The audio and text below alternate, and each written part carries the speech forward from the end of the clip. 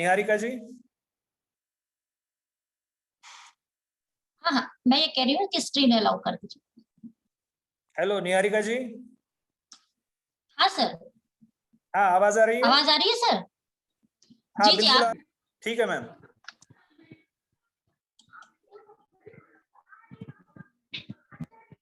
Shares क्या होते हैं और एक कंपनी से इशू क्यों करती है, तो इसके संदर्भ में मैं आप लोगों को ये बता रही थी कि जब भी कोई कंपनी बनती है तो वो कंपनी जो है, एक तो कंपनी एक्ट के तहत 1956 में उसको रजिस्टर्ड होना पड़ता है, और जो भी कंपनी होती है वो एक लीगल एंटिटी होती है, और पर्सन और एंटिटी ये दोनों अलग अलग होते हैं, सेपरेट होते हैं।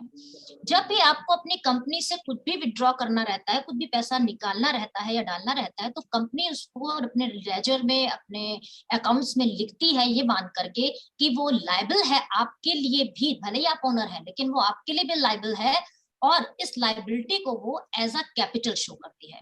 और जब आप पैसा उसमें से कुछ निकालते हैं या कोई सामान उसमें से निकालते हैं तो उसको विड्रॉवल के रूप में शो किया जाता है। कोई भी कंपनी 3 तरह के फॉर्म में हो सकती है। सिंगल प्रोपराइटर मतलब एक सिंगल ओनर उसका हो सकता है। इसको रजिस्टर्ड कराने के लिए आप जिला उद्योग में रजिस्टर्ड भी करा सकते हैं। ये बहुत अगर बड़ी कंपनी नहीं है, बहुत छोटी कंपनी है। हेलो जी, आपको सुनाई दे रहा है ना? सुनाई दे रहा है। हाँ, तो उसमें आप जिला उद्योग में भी अपने यहाँ करके वहां पे भी रजिस्टर्ड करा सकते हैं। अगर कंपनी, अगर आपकी जो बिजनेस है वो काफी बड़ा है, काफी लॉन्ग इन्वेस्टमेंट्स का है, तो आपको कंपनी एक्ट के 1956 के तहत ही आपको इसको रजिस्टर्ड कराना होता है। सेकेंड, आप पार्टनरशिप फॉर्म उसका ले सकते हैं। 2 और मोर देन आपके ओनर्स हो सकते हैं और आप उससे उसको रन कर सकते हैं, अपने बिजनेस को, अपने सेक्टर्स को रन कर सकते हैं।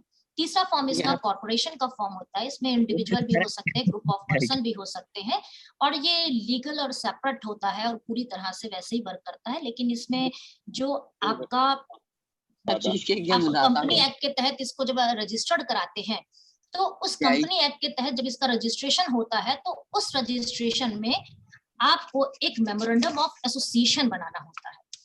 ये मेमोरेंडम ऑफ एसोसिएशन जो इसके लिए बनाया जाता है, वो मेमोरेंडम ऑफ एसोसिएशन में आपको ये बताना पड़ता है कि आप कितने कैपिटल, कितना अथोराइज्ड कैपिटल से आप इसको स्टार्ट कर रहे हैं। और जो ये अथोराइज्ड कैपिटल आप बताते हैं, जो अमाउंट आप देते हैं, उसी को ही छोटे छोटे पार्ट्स में बांट दिया जाता है, जिसको शेयर्स कहते हैं। और इसको, इस शेयर्स के थ्रू जो फंड इकट्ठा किया जाता है वो हम पब्लिक से भी कर सकते हैं, और जो कंपनी के जो मेन पर्सन्स होते हैं, जो ओनर्स होते हैं, वो लोग मिलकर भी इसमें अपना पैसा लगाते हैं। प्लीज नेक्स्ट स्लाइड कर दीजिए। Please next slide. Thank you. ये जो ऑथराइज्ड कैपिटल होता है, जो हमारे छोटे छोटे शेयर्स में डिवाइड होता है, ये ऑथराइज्ड कैपिटल जरूरी नहीं है कि आप इसके सारा कैपिटल इशूड कर दीजिए। कुछ कैपिटल इसका इशूड किया जाता है।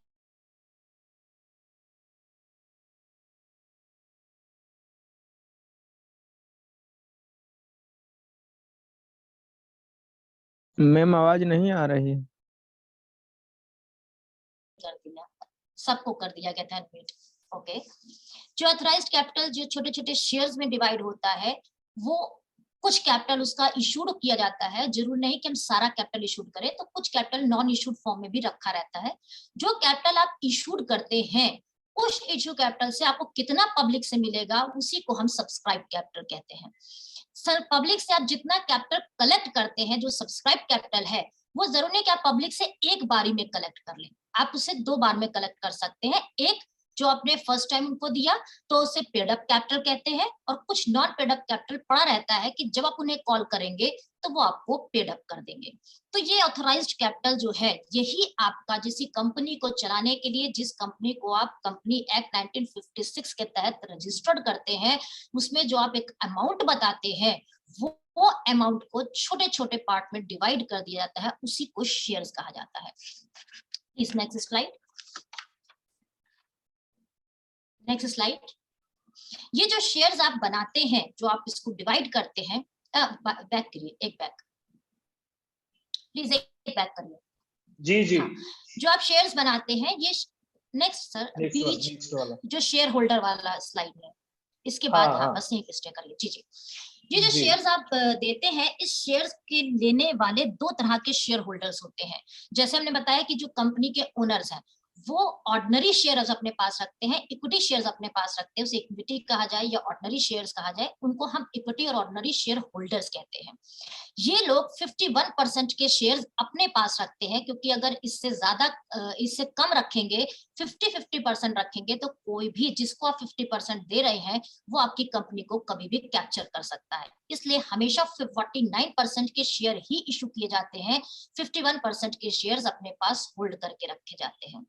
जो इक्विटी शेयर या ऑर्डिनरी शेयर होल्डर्स होते हैं, इनकी इंपॉर्टेंस ज्यादा होती है, लेकिन इनको वोटिंग राइट भी है, डिसीजन मेकर्स भी है, और इन्हीं में से मान लीजिए ये 5 से 7 या 15 लोग मिलकर के इस कंपनी को चला रहे हैं, तो इनमें से आपके एमडीज भी चुने जाएंगे।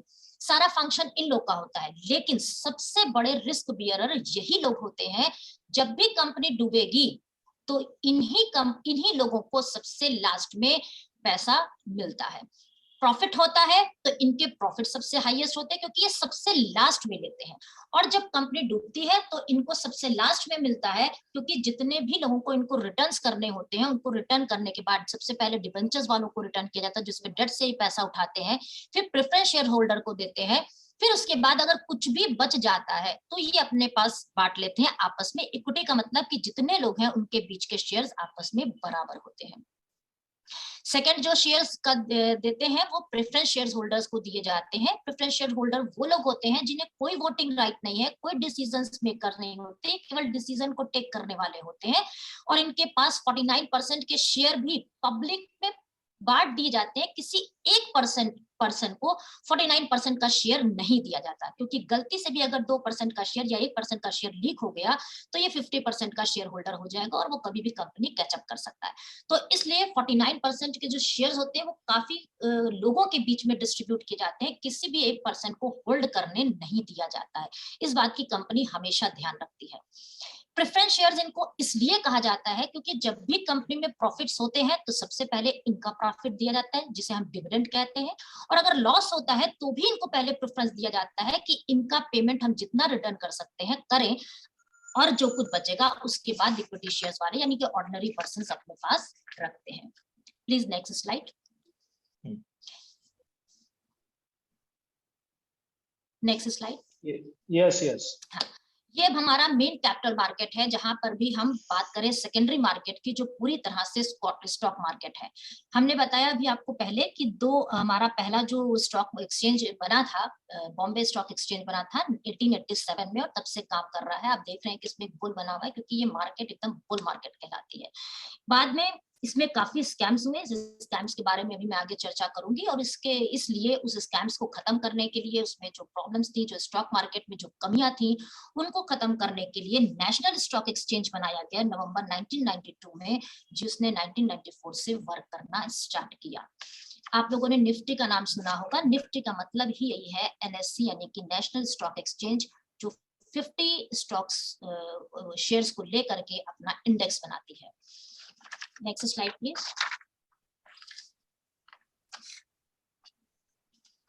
जी। ये अब हम मेन और लास्ट अपने टारगेट पे आ रहे हैं कि जो हमारा एक्सचेंज बनाया गया है, बॉम्बे एक्सचेंज स्टॉक एक्सचेंज बनाया गया था, हमने इसको कंट्रोल करने, वो तो कंट्रोल कर ही रहा था, हमने उसको कंट्रोल करने के लिए वो भी, क्योंकि हमारे आप जानते हैं कि इंडियन इकोनॉमी जो 1991 से पहले का उसका पीरियड रहा है, वो पीरियड बहुत ही आपका एक बंद इकोनॉमी की तरह से रहा है, क्लोज्ड इकोनॉमी की तरह से रहा है, और काफी उसमें रिस्ट्रिक्शंस रहे हैं। लेकिन 1991 में, जब अभी मैंने आपको भी पहले भी एक बार डिस्कस किया मैंने, कि 1991 में 92 में आकर के आपके मनमोहन सिंह जी को फाइनेंस मिनिस्टर बनाया गया, क्योंकि इकोनॉमी पूरी तरह से डूब चुकी थी और उसके पास मुश्किल से 15 डेज का पैसा पड़ा था जिससे कि वो इंटरनेशनल ट्रेड कर सकती। इट मीन्स कि इकोनॉमी की जो हालत थी वो एक तरह से आप कह सकते हैं कि उसकी पूरी रीढ़ की हड्डी ही टूट चुकी थी। इसको मेंटेन करने के लिए मनमोहन सिंह जी को तुरंत फाइनेंस मिनिस्टर बनाया गया कि ये ऐसा क्या किया जाए कि इस इकोनॉमी में चेंजेस आ जाए। तो उस समय एलपीजी स्कीम लाई गई, लिबरलाइजेशन लाया गया, ग्लोबलाइजेशन लाया गया और प्राइवेटाइजेशन लाया गया। देन तब हम लोगों ने अपनी इकोनॉमी को थोड़ा सा लिबराइज करना स्टार्ट किया हर एक फॉर्म में। जितने हमारे गवर्नमेंट सेक्टर्स थे उसको थोड़ा सा प्राइवेटाइज कर दिया गया, उसमें लिबराइजेशंस लाए गए।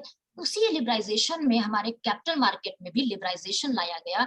जो कैपिटल इशू कंट्रोल एक हम लोग का चल रहा था कि हम इसके तहत कैपिटल्स को इशू नहीं ज्यादा होने देते थे या बाहर मार्केट में नहीं जाने देते थे, इसे 29 मई 1992 में ला करके बंद कर दिया गया। इसको पूरी तरह से समाप्त कर दिया गया क्योंकि इसमें भी हम इस मार्केट में भी लिबराइजेशन को लेकर के आए ताकि हम लिबराइज कर सके। और 1991 में इंडियन सरकारी जो हमारी प्रतिभूतियां थी, जो हमारी गवर्नमेंट सिक्योरिटीज थी, उनको भी बहुत ज्यादा बढ़ाया गया। जो भी हम लोग का अगर हम प्राइमरी सेक्टर को देखें, म्यूचुअल फंड को देखें, सेकेंडरी को देखें, तो जो 1990 और 91 में ये मुश्किल से 364 न्यू इश्यूज थे, मुश्किल से शेयर्स थे, जिनसे कि 4,312 करोड़ रुपए ही केवल मुश्किल से कलेक्ट हो पाया था। आज 2017-18 में आज हम इनसे 72,946 करोड़ रुपए इकट्ठा कर रहे हैं। म्यूचुअल फंड के तहत अगर हम देखें, म्यूचुअल फंड जैसे कि यूटीआई, अब तो यूटी बहुत से बहुत हमारे म्यूचुअल फंड्स चल रहे हैं, तो प्राइवेट सेक्टर के भी म्यूचुअल फंड चल रहे हैं। मुथूट म्यूचुअल फंड आपका मिलता है और भी कई तरह के हैं। तो इनसे जो कलेक्शन 92-93 में हुआ था वो मुश्किल से 13,000 के आसपास, 13,000 करोड़ रुपए के आसपास था, जो आज 17-18 में 2,71,800 करोड़ रुपए के बराबर हो चुका है। सेकेंडरीज को फॉर्म को अगर हम देखें, जो प्योर हमारा स्टॉक एक्सचेंज कंट्रोल करता है, तो हमारा एनएससी के थ्रू आज 2017-18 में हम अपने जीडीपी का 84% हम इस पर हमारा पूरा मार्केट फैला हुआ है। और बीएससी के अंडर में देखें तो हमारे जीडीपी का 86% फैला हुआ है। ये जो हम शेयर्स हैं मार्केट में लाते हैं, इसकी हम ट्रेडिंग करते हैं, या तो हम कैपिटल कलेक्ट करने के लिए करते हैं कि हमको मनी कलेक्ट हो जाए, फंड कलेक्ट हो जाए कंपनी को रन कराने के लिए, या हम इसको और आगे लाते हैं कि लिबराइज हमारा लिक्विडेशन हमारा बढ़ जाए, जिसके लिए कि हम इसमें ट्रेडिंग करते हैं। तो जो ट्रेडिंग की जाती है उससे कंपनी को कोई फायदा नहीं होता, लेकिन जो ट्रेडर्स होते हैं वो इनसे कुछ न इससे पैसा कमाते हैं। तो यही मेन जो फंडा था वो 1991 में लाया गया, जिसे बाद में इसका, क्योंकि इसमें बहुत सी कमियां थी, भी बताऊंगी क्या क्या कमियां थी, तो उसका मिसयूज इन्होंने किया, जिसका नाम आप यहाँ सामने बोर्ड पे देख रहे हैं, हर्षद मेहता ने। इस हर्षद मेहता जी ने अपना 1992 में इन्होंने खूब लोगों को मोटिवेट किया कि वो स्टॉक मार्केट में पैसा लगाए, और वो सजेस्ट करते थे कि वो किस में पैसा लगाए। और उनका सजेशन से लोगों ने इस बार मतलब एक इंडियन इकोनॉमी का जो एक टर्निंग पॉइंट था कैपिटल मार्केट में, स्टॉक एक्सचेंज में, वो 1991 से मेनली स्टार्ट हुआ। लोगों ने बहुत ज्यादा पैसा अपना इस पर भरोसा किया, इस पर बिलीव किया कि हम इससे पैसा कमा सकते हैं, तो इन्होंने इस पर बहुत ज्यादा पैसा लगाया। और हर्षद मेहता एक मीडिएटर थे, एक क्या कहते हैं, ब्रोकर्स थे, जो ये सजेस्ट करते थे कि किस पर पैसा लगाया जाना चाहिए। आप इसके लिए एक पिक्चर देख सकते हैं, मैं कोई एडवर्टाइज नहीं कर रही हूँ, लेकिन अगर आप देखिए या इस पर कई सीरियल्स बनाए गए हैं, आप उसे देखिए। 1992 स्कैम, बिग बुल, इन्हें बिग बुल के नाम से बुलाया भी जाता था। ये बहुत बड़े मतलब ब्रोकर थे। इन्होंने ये स्कैम ये किया कि जो इसकी कमियां रही, उस कमियों को इन्होंने फायदा उठाया एक तरह से। और इनके साथ काफी लोग थे। इतनी बड़ी वर्क करने का मतलब केवल ये नहीं था कि ये अकेले अपने दम पे कर रहे थे, इनके बाद बहुत पॉलिटिकल सेक्टर जो था उनके साथ इन्वॉल्व था, उनके साथ मिल करके उन्होंने इस स्कैम को खेला था। ये जो शेयर्स होते हैं, ये एक्चुअल में शेयर्स जो है ये मार्केट में जो लाए जाते हैं, ये दो तरह के होते हैं। एक रिस्की होते हैं, नॉन रिस्की होते हैं। नॉन रिस्की में आपका प्रेफरेंस आपको पता होता है, आपका डिविडेंड आपका फिक्स होता है, और आप उस पर आप उसको खरीदते हैं तो आपको कुछ समय के बाद वो आपको मिल जाता है, उसका डिविडेंड के फॉर्म में आपको मिल जाता है, उस पर कोई रिस्क नहीं होता है। लेकिन जो रिस्की होते हैं वो एक्चुअल में क्या होता है, वो कॉल पुट फॉर्म के होते हैं कि आप इस पर पहले से ही कॉल कर लेते हो, पहले से ही पुट कर लेते हो कि हमको इसको सेल करना है और इसको परचेज करना है। किसको सेल करना है? कई बार तो ऐसा भी है, इस समय मार्केट में ऐसा भी है कि आप पहले परचेज कर लेते हो और बाद में उसको खरीदते हो। और इस खरीद और बेच में ये हो सकता है कि आप एक्सपेक्टेशन मार्केट पूरी चलती है कि हमारी ये एक्सपेक्ट होता है कि ये अभी प्राइस इसका बढ़ेगा, और आपको लगता है अभी कम है तो आज मैं इसको अभी तुरंत सेल कर दूं, बिना खरीदे मैं इसको सेल कर दूं, और उसको दूसरी तरफ से आपने पहले से बोल रखा है कि मुझे इतना परचेज करना है शेयर्स। तो ये जो सेल और खरीद है, इसमें ही आपको लगता है कि हमारे सेल और खरीद में कि अभी हमारा पैसा ये गिरेगा आगे चल के, तो अभी मैं बेच दूं, अभी ऊंचा पैसा है और उसको थोड़ी देर बाद खरीदूंगा ताकि वो पैसा गिर जाएगा। तो इस एक्सपेक्टेशंस में ही बहुत बड़ा रिस्क होता है, जिसमें कि कई लोग या कई कंपनीज जो है, कई पर्सन जो है, इंडिविजुअल्स जो है, वो डूब जाते हैं कि वो लगा एक्सपेक्टेशंस अगर उनके गलत निकल आए तो ये शेयर्स के रेट गिरने की बजाय बढ़ जाते हैं। आप पर डे का अगर एक्सचेंज अपना रेट देखिए, तो पर डे एक ही कंपनी का आप अगर इसको देखेंगे तो इसके इंडेक्स जो है ये ऊपर नीचे होते रहते हैं। कोई भी शेयर्स उसके जो प्राइस होते हैं उसको इंडेक्स फॉर्म में रखा जाता है, उसको इंडेक्स कर दिया जाता है, क्योंकि आपके शेयर्स जो हैं वो केवल आपकी कंट्री के नहीं है, या उस पे लगाने वाले लोगों का पैसा जो है वो केवल आपकी कंट्री का रुपीज नहीं है, इसलिए इसको हम इंडेक्स फॉर्म में रखते हैं। इंडेक्स एक तरह से आप कह सकते हैं कि एवरेज होता है और एक न्यूमेरिक नंबर होता है, कोई उसकी यूनिट नहीं होती है जिस पर की बात करना या जिस पर खरीदना और बेचने में थोड़ा सा आसान हो जाता है। तो इसलिए इसको इंडेक्स फॉर्म में रखा जाता है और इसमें कई तरह के आपको जो है प्रॉफिट भी हो सकता है और आपको लॉस हो सकता है। आपने आज खरीदा और आप एक्सपेक्ट कर रहे हैं कि इसके प्राइस आगे चल के बढ़ेंगे 8 दिन में, 10 दिन में, 1 साल बाद, तो आप इसे 1 साल बाद बेच देंगे तो आपको उससे प्रॉफिट हो जाएगा। लेकिन पता चलता है कि 1 साल बाद वो नहीं बढ़े और वो कंपनी बैठ गई या वो कंपनी में उसके शेयर्स और सस्ते हो गए, तो वो आपको लॉस हो जाता है। जब आप उसको बेचते हैं, अगर रैंडम आपको 1 साल बाद बेचना पड़ जाता है, आपको पैसों की जरूरत है, कोई बात हो जाती है और उसके उसमें प्राइसेस कम चल रहे हैं, तो आपको उसको लॉस पे बेचना पड़ता है। यही इसमें प्रॉफिट और लॉस होता है कि आपने जिस टाइम पे खरीदा ये एक्सपेक्ट करके खरीदा, क्योंकि आप खुद नहीं मार्केट समझ सकते हैं, आप अकाउंट नहीं समझ सकते हैं, उनकी कंपनी की मार्केट वैल्यू नहीं समझ सकते हैं, तो इसको ब्रोकर्स बताते हैं। जैसे कि हमने भी आपको बताया कि ये हर्षद मेहता ये बहुत बड़ा ब्रोकर था, तो ये ब्रोकर से आप कंसल्ट करते हैं और ब्रोकर आपको बताता है कि कौन सी चीज खरीदनी चाहिए, कौन सा शेयर खरीदना चाहिए और कौन सा बेचना चाहिए, किस टाइम पे खरीदना चाहिए, किस टाइम पे बेचना चाहिए। तो जो ये जो खरीद और बेच होती है, इसके बीच में जो टाइम लैग होता है, वही एक्सपेक्टेशंस बेस पे चलता है कि आगे चल के ये बढ़ेगा या घटेगा। ये एक्सपेक्टेशंस अगर गलत निकल आते हैं तो उसमें आपको लॉस होता है। ये अब तो चूंकि हम लोग बहुत ज्यादा डिजिटल में वर्क कर रहे हैं, बहुत ज्यादा डिजिटली हमारा वर्क हो रहा है, तो आप अपने मोबाइल पर भी जो एक्सचेंज का कोई ना कोई अपना डीमैट अकाउंट खोल सकते हैं और उसको अपने एप्लीकेशन के रूप में अपने पास रख सकते हैं। और आप चाहें तो खुद मार्केट को समझ करके आप खुद भी अपना पैसा लगाकर, किसी ब्रोकर की आपको जरूरत नहीं पड़ेगी, आप अपना भी पैसा अपना इन्वेस्ट कर सकते हैं डीमैट अकाउंट में डाल करके। एसबीआई बैंक में अगर आपका अकाउंट है, एसबीआई प्रोवाइड कर रही है, पीएनबी में आपका है तो पीएनबी प्रोवाइड कर रही है, ओसवाल अगर आप प्राइवेट कंपनीज हैं जो आपको प्रोवाइड कर रही हैं, आप अपना डीमैट अकाउंट खोल करके आप ट्रेडिंग इसकी कर सकते हैं, आप इस तरह को खरीद और बेच सकते हैं। लेकिन उसके लिए बहुत बड़ी समझ की जरूरत होती है, आपके एक्सपेक्टेशन सही होने चाहिए, इसकी स्टडी बहुत अच्छे से होनी चाहिए, अदरवाइज आपको लॉस पूरी तरह से हो सकता है। और ऐसे लॉसेस में कई बार ये होता है कि आपका पूरी तरह से आप डिस्ट्रॉय हो जाते हैं। तो इसको नॉन रिस्की कोशिश करिए, भी करिए, और धीरे धीरे अगर आप कोई मार्केट समझ में आती है, चीजें समझ में आती हैं, तब रिस्क पे पैसा लगाइए, लेकिन कम से कम लगाइए। ये मेरा एक सजेशन है, क्योंकि इसमें काफी लॉसेस बहुत बुरी तरह के होते हैं और आपका पूरा घर परिवार इसको मतलब उससे परेशान हो सकता है और उनको झेलना पड़ सकता है आपकी इस छोटी सी नादानी की वजह से। अगर हम इसमें ये देखें कि इस बाजार को बढ़ाने में मेनली किस-किस लोगों का या किन फैक्टर्स का हाथ था, तो सबसे बड़ी, जैसे मैंने बताया कि सेबी की स्थापना की गई थी, तो सेबी का रोल सबसे बड़ा इसमें रहा है, जिसने इसको मार्केट को बढ़ाया है। बैंकों का रोल, या वित्तीय संस्थाएं जितनी रही, क्योंकि बैंक के थ्रू ही ये मार्केट बहुत ज्यादा उसमें आई, क्योंकि बैंक्स आए, जब आपका बैंक्स के साथ साथ आपका जो इंश्योरेंस कंपनीज आई, म्यूचुअल फंड्स आए, इन सब ने इस स्टॉक मार्केट को और बढ़ावा देना स्टार्ट कर दिया।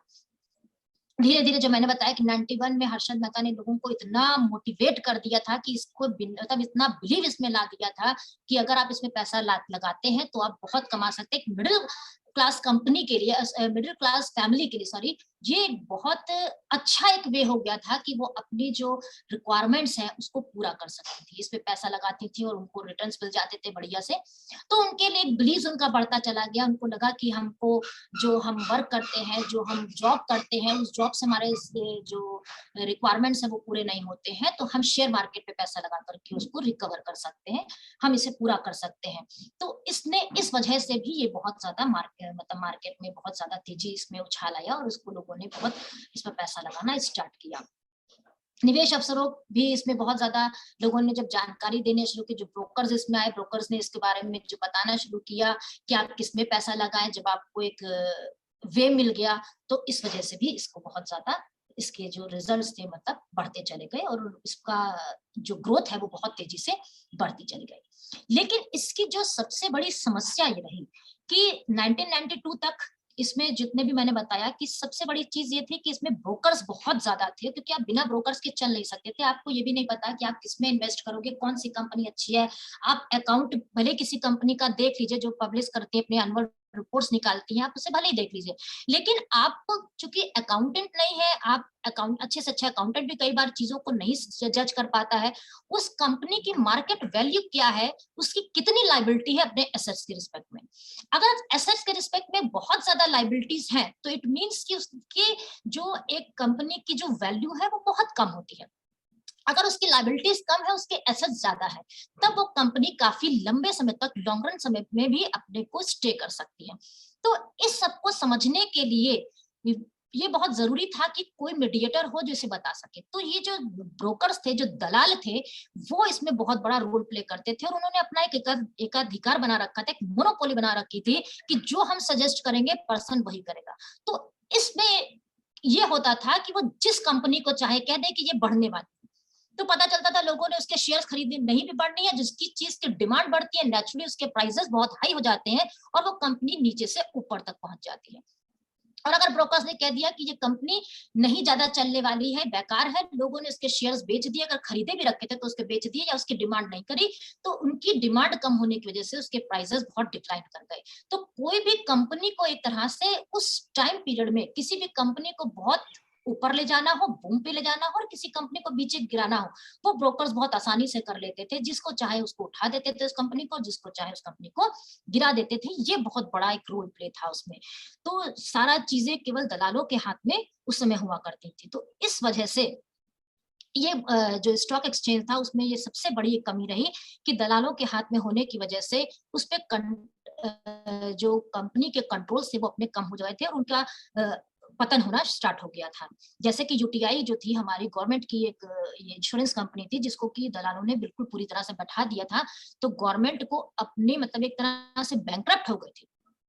फिर बाद में चूंकि गवर्नमेंट थी तो गवर्नमेंट ने इसको यूलिप में ला करके कन्वर्ट किया और उसको जो डेब्ट्स थे उसको चेंज कर दिया कि हम यूटीआई के रूप में इसको डेट नहीं ले रहे हैं, हम इसको यूलिप के रूप में ले रहे हैं। और उसको एक कन्वर्जन के रूप में आपने पढ़ा होगा कि गवर्नमेंट जब डेट लेती है तो वो किस तरह से उसको एक पर्सन से दूसरे पर्सन में चेंज कर सकती है या एक सिक्योरिटी से दूसरी सिक्योरिटी में चेंज कर सकती है। तो उसने उसको चेंज करके यूलिप फॉर्म में लाया और किसी तरह से अपनी जो मार्केट वैल्यू थी उसको मेंटेन किया।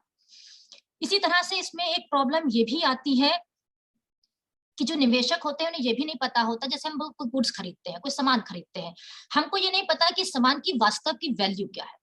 हमको जिसमें मिलता है हमें लगता है कि शायद हमने सही चीज पे खरीदा है, सही प्राइस पे खरीदा है। आप इसमें ऐड भी देख रहे हैं, एक लड़का कहता है कि देखो मैंने इस शर्ट को कितना कम करा करके मैंने ये खरीदा 450 पे, तो दूसरा कहता है कि इसकी वैल्यू तो मीशो पे देख लो 450 ही है, तुम्ही ही इसको मतलब गलत जगह से खरीदा था। तो वही चीज यहाँ पे भी है कि कोई ये निवेशक ये नहीं जान पाता है कि वास्तव में शेयर्स की वैल्यूज क्या है। तो जो ये शेयर्स की वैल्यूज होती है, जब आपको ये मार्केट में यही नहीं पता है तो आपको लगता है कि आपने जिस प्राइस पे खरीदा है आप सही हो, लेकिन आप नहीं जान सकते कि उसके सस्ते भी थे या उससे महंगे भी थे। तो आप इन चीजों को नहीं समझ पाते कि एक्चुअल में आप प्रॉफिट में रहे या लॉस में रहे। ये प्रॉफिट और लॉस आपको तब पता चलता है जब आप उसको सेल करते हो। अगर आपने उसको परचेज प्राइस से ज्यादा पे बेचा तो आपकी प्रॉफिट्स हो जाते हैं, परचेज प्राइस से आपने कम पे बेचा तो आपकी लॉस हो जाते हैं। दूसरी चीज कि जो इसमें सेटलमेंट्स होते हैं, जिसका फायदा आपका जो हर्षद मेहता ने मेनली उठाया था, वो ये था कि इसमें सेटलमेंट्स जो होते हैं वो तुरंत नहीं होते हैं। या जब आप शेयर्स खरीदते हो तो तुरंत आपको उसकी क्या कहते हैं, आप उसके ओनर्स नहीं बन जाते हो, उसके ओनर बनने में और उसके खरीदने में टाइम लैग होता है। तो इस बीच में पता चलता है कि वही शेयर्स कई लोगों को बेच दिए गए हैं। तो इस तरीके से इसमें बहुत ज्यादा घपलेबाजी, मतलब बहुत ज्यादा इसमें करप्शन चलते हैं, घपलेबाजी चलती है। इसमें एक प्रथा है जिसे कहते हैं बदला। बदलाव का मतलब होता है कि आपको तुरंत मालिकाना हक नहीं मिलता है। इसके बीच में एक टाइम लैग रहता है। आप कुछ धनराशि देके, जिसे कि हम पेमेंट ऑफ मार्जिन कहते हैं, आप उस पेमेंट ऑफ मार्जिन को पे करके आप उसको परचेज तो कर लेते हो, लेकिन आपको एक शेयर पेपर्स आपको नहीं मिलते हैं कि जिस पर आपका नाम लिखा रहे कि हाँ आप इसका मालिकाना हक रखते हैं। तो ये हम 91 की बात बता रहे हैं, मतलब जब जब इसमें स्कैम हुआ था, जो इसमें कमियां उस टाइम में थी, अब तो इसको काफी सॉर्ट आउट कर दिया गया। फॉर्म है या जिसमें हम पेमेंट कर तो देते हैं, मार्जिन पेमेंट एक छोटी सी अमाउंट करके, हम बाद में सोचते हैं कि हमको ये बाद में मिल जाएगा। यही सबसे बड़ा इसमें रिस्क है, क्योंकि वो बाद में पता चलता है कि आपके नाम पे नहीं हुआ और किसको किसी और को भी बेच दिया गया। मतलब एक सामान आपको दिखा तो दिया गया कि ये आपका है, आपने उसकी पेमेंट करके आपने उसको रोक भी लिया कि ये हमको मिलेगा, लेकिन पता चलता है वास्तव में वो किसी और को बेच दिया गया। तो इस तरह की चीजें थी, जिसको कि 1996 में लाकर 1993 में बंद भी किया गवर्नमेंट ने, लेकिन 1996 में इस पर दबाव डाला गया और ब्रोकर्स का, उसको फिर से ऑन किया गया। पर इस समय 2001 से इसको पूरी तरह से समाप्त कर दिया गया है। Thanks a lot sir. इससे ज्यादा अभी मैं क्रिप्टो करेंसी पे नहीं आऊंगी, जिसको कभी फिर लेक्चर रखा जाएगा, तो मैं बिल्कुल बात को बिल्कुल यही आगे समाप्त आगे करूंगी सर। जी जी जी बिल्कुल। थैंक यू अब जो निहारिका स्टूडेंट्स कुछ पूछना चाहे तो पूछें। जी। आकाश आकाश पूछेगा। Hi, ma'am. Audible? Hello. Yes हाँ yes yes you are Hi. Good morning, ma'am. Thanks for such wonderful and insightful session that you had. So, just want to ask you one small question. So, madam, we are looking at Sensex and Nifty 50. So, all these indexes are rallying like crazy, right? So, if we look at the last, if we look at last 8 months, the Sensex has ran high from 50,000 to 60,000. मतलब एक time था जब जब 3,000 से 30,000 तक जाने के लिए सेंसेक्स ने मतलब 30-40 साल ले लिए, और from 30,000 to next 60,000 it took only से 7-8 years, 7-8 या फिर 4-5 years जो भी है। तो do you think that this Sensex rally is backed by fundamentals, और do you think that we are heading back to 1991 stock market crash? Repeat this. Madam मैंने ये पूछा, 1992 लास्ट सेंटेंस 1992 में जैसे मार्केट क्रैश हुआ था, do you think that we are heading back to the 1992 market crash? क्योंकि madam 3-4 साल में 30,000 से 60,000 चला गया सेंसेक्स। तो do you think this hike in Sensex is backed by fundamentals, और do you think this is just the ballooning, मतलब सिर्फ गैस है? What do you think? जी जी नहीं, देखिए 1991 में इसको जो ये बर्स्ट हुआ, उसके क्रैश होने के, उसके बर्स्ट होने के पीछे मेन रीजन ये था कि उसमें हर्षद मेहता ने उसको एक बबल की तरह बनाया था, जान के बनाया था। लेकिन अब इस समय नहीं, क्योंकि जो इसमें प्रॉब्लम्स थी, हमने जैसे बताया कि जो सबसे बड़ी प्रॉब्लम इसमें प्रथा जो थी बदला की थी, उस चीजों को कम कर दिया गया है, उसको बंद ही कर दिया गया है। दूसरा कि इसमें जो कंट्रोलिंग है वो अब धीरे धीरे बढ़ती जा रही है। जो हमारा NSE है, अब इसमें पूरी तरह से इसमें अपना रोल प्ले कर रहा है। ये 92 में इसको बना दिया गया, 94 से रन कर रहा है। तो इसके अब जो इसमें वर्क हो रहे हैं, अब ये जो बूमिंग इसमें आ रही है, वो बूमिंग आने का मोस्टली इसका वे है कि इसमें ट्रेडिंग्स जो चल रहे हैं वो उसके कारण हो रहा है, ये बबल्स नहीं। वैसे तो इसमें देखिए प्रॉब्लम्स स्टॉक मार्केट में हमेशा बनी रहेगी, क्योंकि रिस्की है, तो रिस्क के कारण आपकी ये हमेशा इसमें बना रहेगा। लेकिन जो ये इधर 7-8 सालों में जो इसमें एकदम से उछाल आया है, उसका कोई रीजन बेस ये नहीं है कि इसमें किसी एक फैक्टर को या किसी एक कंपनी को हम बहुत ज्यादा हाईलाइट कर रहे हैं, या इसमें जो कमियां थी हम उसको उछाल रहे हैं। यहाँ पे वो चीजें नहीं हो रही। यहाँ पर ये मार्केट अपनी डिमांड और सप्लाई के कारण बढ़ रही है, ये अपनी ट्रेडिंग के कारण बढ़ रही है। तो इसलिए इसमें कोई मतलब कि जैसा मैं समझती हूँ, जितना कि मैंने अपनी एनालिसिस करी है, तो उसमें इस तरह के जो क्रैश होने के चांसेस हैं अभी कम है, उस तरह के चांसेस नहीं है, क्योंकि वो एक छलावा था जिसको बढ़ा दिया गया। लेकिन इस समय चूंकि लोग देखिए, इस समय जो काफी लोग अवेयर भी हैं, और उस अवेयरनेस के कारण वो खुद भी जान रहे हैं कि हमको किसमें लगाना चाहिए, किसमें नहीं लगाना चाहिए। तो यहाँ पे जो इस समय की ट्रेडिंग्स हो रही है, ये बहुत वास्ट इस प्लेटफॉर्म पे हो रही है। उस समय की ट्रेडिंग बहुत छोटे प्लेटफॉर्म पे हो रही थी, इसलिए इसमें डिफरेंसेस है बेटा। Thank you, madam. This really helped. Actually, because of COVID, the economy was falling down, while the market was Mhm. going up, इसलिए मैंने ये question पूछा था, but your answer really helped me a lot to understand the basics.